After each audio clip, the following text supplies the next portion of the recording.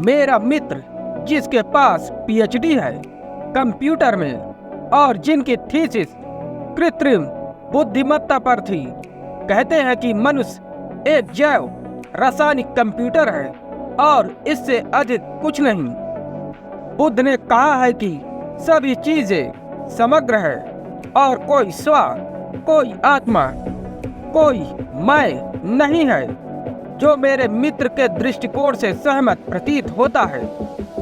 क्या आप कृपया मेरी मदद कर सकते हैं, क्योंकि मुझे लगता है कि इन दृश्यों में कुछ कमी है, लेकिन मैं स्वयं इसे नहीं देख सकता। प्रेम हामिद। मनुष्य निश्चित रूप से एक बायो कंप्यूटर है, लेकिन कुछ और भी है। 99.9% लोगों के बारे में यह कहा जा सकता है कि वे केवल बायो कंप्यूटर है और इससे अधिक कुछ नहीं। सामान्यतः शरीर और मन एक ही होते हैं और दोनों संयुक्त हैं। जब कोई व्यक्ति ध्यान में नहीं उतरता, वह उसे नहीं पा सकता जो कुछ अधिक है। शरीर और मन से परे कुछ है। मनोवैज्ञानिक विशेष रूप से व्यवहारवादी आधी सदी से मनुष्य का अध्ययन कर रहे हैं, लेकिन वे सामान्य मनुष्य का अध्ययन करते हैं और निस्संदेह उनकी थीसिस उनकी सभी अध्ययनों से सिद्ध होती है। सामान्य मनुष्य अचेतन मनुष्य के पास शरीर, मस्तिष्क सम्मिश्रण के अलावा और कुछ नहीं होता। शरीर मन का बाहरी भाग है और मन शरीर का भीतरी भाग। दोनों का जन्म हुआ है और दोनों एक दिन मरेंगे, लेकिन कुछ और भी है। वह कुछ और व्यक्ति को जागृत, प्रबुद्ध, बुद्ध, क्राइस्ट बनाता है। लेकिन पावलो, स्किनर, डेलगाडो और अन्य लोगों द्वारा अध्ययन के लिए बुद्ध या क्राइस्ट उपलब्ध नहीं है। उनका अध्ययन अचेतन मनुष्य के बारे में है और निस्संदेह जब आप अचेतन मनुष्य का अध्ययन करेंगे तो आपको उसमें कुछ भी पारलौकिक नहीं मिलेगा। अचेतन मनुष्य में भावातीत केवल एक संभावना के रूप में मौजूद होता है। यह अभी तक साकार नहीं हुआ है, यह अभी तक वास्तविकता नहीं है, इसलिए आप इसका अध्ययन नहीं कर सकते। आप इसका अध्ययन केवल बुद्ध में ही कर सकते हैं, लेकिन फिर भी अध्ययन करना स्पष्ट रूप से बहुत कठिन है, असंभव के बहुत करीब है, क्योंकि आप बुद्ध में जो अध्ययन करेंगे वह फिर से उनका व्यवहार होगा। और यदि आपने ठान लिया है कि इससे अधिक कुछ नहीं है, यदि आप पहले ही निष्कर्ष निकाल चुके हैं, तो उसके व्यवहार में भी आप केवल यांत्रिक प्रतिक्रियाएं देखेंगे, उसकी सहजता नहीं देखेंगे। उस सहजता को देखने के लिए आपको भी ध्यान में भागीदार बनना होगा। मनोविज्ञान तभी वास्तविक मनोविज्ञान बन सकता है जब ध्यान इसकी नींव बन जाए। मनोविज्ञान शब्द का अर्थ आत्मा का विज्ञान है। आधुनिक मनोविज्ञान अभी तक आत्मा का विज्ञान नहीं है। बुद्ध ने निश्चित रूप से स्वयं अहंकार, मैं का खंडन किया है, लेकिन उन्होंने आत्मा का खंडन नहीं किया है। और स्वयं और आत्मा पर्यायवाची नहीं है। वह स्वयं को नकारता है, क्योंकि स्वयं का अस्तित्व केवल अचेतन मनुष्य में होता है। अचेतन व्यक्ति को मैं के एक निश्चित विचार की आवश्यकता होती है, अन्यथा वह केंद्र विहीन हो जाएगा। वह अपने वास्तविक केंद्र को नहीं जानता। उसे एक झूठे केंद्र का आविष्कार करना होगा ताकि वह कम से कम दुनिया में कार्य कर सके, अन्यथा उसका कार्य करना असंभव हो जाएगा। उसे मैं के एक निश्चित विचार की आवश्यकता है। आपने डेस्कार्tes के प्रसिद्ध कथन के बारे में सुना होगा, cogito ergo sum, I think before I am. Descartes के दर्शन शास्त्र पढ़ाने वाले एक प्रोफेसर से एक छात्र ने पूछा, सर मुझे लगता है, लेकिन मुझे कैसे पता चलेगा कि मैं हूँ? प्रोफेसर ने कक्षा में इधर उधर झांकने का नाटक किया। सवाल कौन पूछ रहा है? उसने कहा, मैं हूँ। छात्र ने उत्तर दिया, व्यक्ति को मैं के एक निश्चित विचार की आवश्यकता है, अन्यथा कार्य करना असंभव हो जाएगा। इसलिए क्योंकि हम वास्तविक मैं को नहीं जानते, इसलिए हम इसे एक झूठ मैं से प्रतिस्थापित कर देते हैं, कुछ आविष्कृत मिश्रित। बुद्ध स्वयं को नकारते हैं क्योंकि उनके लिए स्वयं केवल अहंकार का दूसरा नाम है, जिसमें थोड़ा आध्यात्मिकता का रंग है, अन्यथा कोई अंतर नहीं है। उनका शब्द अनंता है। अत्ता का अर्थ है स्वयं, अनंता का अर्थ है अस्वयं। लेकिन वह आत्मा को नकार नहीं रहे। असल में वह कहते हैं, जब मैं पूरी तरह से छूट जाएगा तभी तुम आत्मा को जान पाओगे। लेकिन वो इस बारे में कुछ नहीं कहते क्योंकि इसके बारे में कुछ कहा ही नहीं जा सकता। उनका दृष्टिकोण नकारात्मकता के माध्यम से है।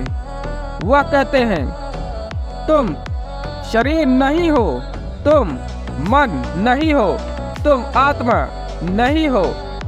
वह इनकार करता जाता है, मिटाता जाता है। वह सब कुछ खत्म कर देता है जिसकी आप कल्पना कर सकते हैं, और फिर जो कुछ बचता है वह कुछ नहीं कहता। जो बचा है वह आपकी वास्तविकता है। वह बिल्कुल शुद्ध आकाश जिसमें बादल नहीं है, कोई विचार नहीं, कोई पहचान नहीं, कोई भावना नहीं, कोई इच्छा नहीं, कोई अहंकार नहीं, कुछ भी नहीं बचा है। सारे बादल गायब हो गए, केवल शुद्ध आकाश। यह अवर्णनीय है, नामहीन है, अपरिभाष्य है।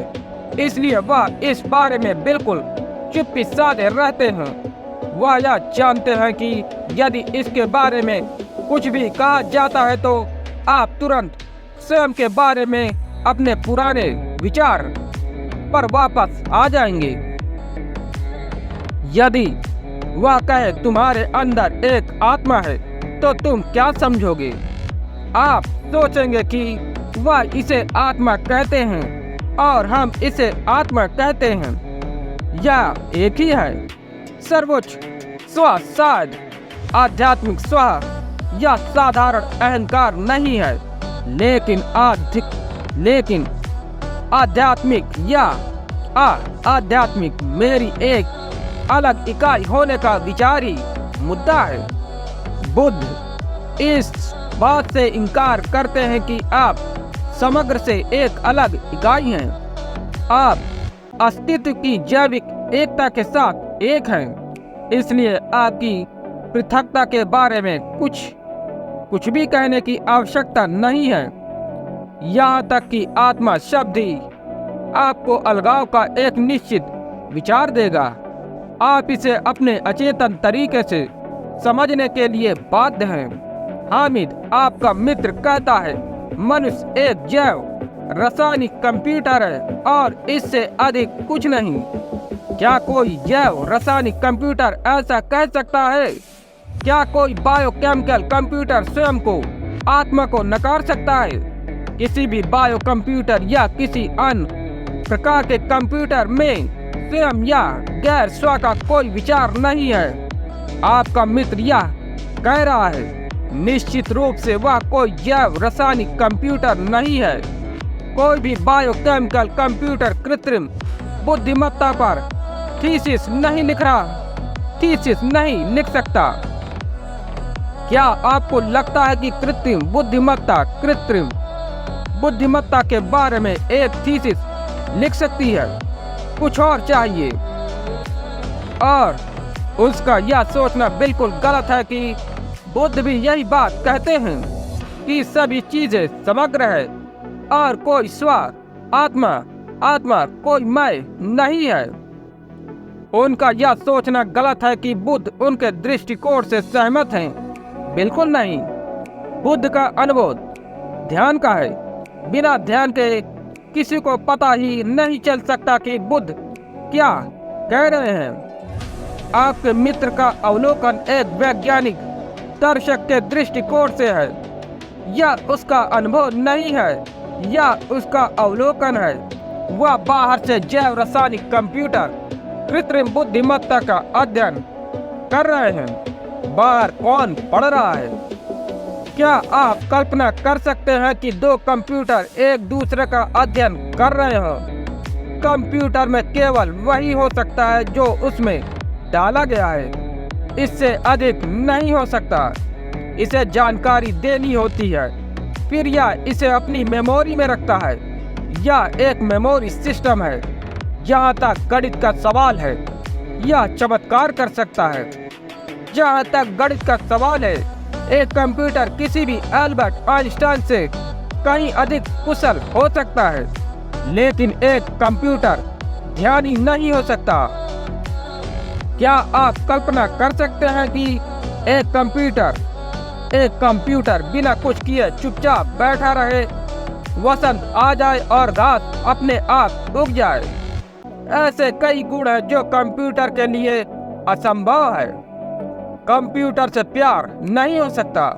आप कई कंप्यूटर एक साथ रख सकते हैं, वे प्यार में नहीं पड़ेंगे। कंप्यूटर को सौंदर्य का कोई अनुभव नहीं हो सकता। एक कंप्यूटर किसी भी आनंद को नहीं जान सकता। कंप्यूटर में कोई जागरूकता नहीं हो सकती। कंप्यूटर मान को महसूस करने में असमर्थ है। और ये वे गुण हैं जो साबित करते हैं कि मनुष्य के पास कृत्रिम बुद्धि से भी अधिक कुछ है। कृत्रिम बुद्धिमत्ता, वैज्ञानिक कार, गणितीकार गणना, महान गणना और बहुत जल्दी और बहुत कुशलता से कर सकती है, क्योंकि यह एक मशीन है। लेकिन एक मशीन को यह पता नहीं चलता कि वह क्या कर रही है। एक कंप्यूटर बोरियत महसूस नहीं कर सकता। एक कंप्यूटर अर्थहीनता महसूस नहीं कर सकता। एक कंप्यूटर पीड़ा का अनुभव नहीं कर सकता। एक कंप्यूटर सत्य के बारे में पूछताछ नहीं कर सकता। वह दुनिया को त्याग कर सन्यासी नहीं बन सकता। वह पहाड़ों या मठों में नहीं जा सकता।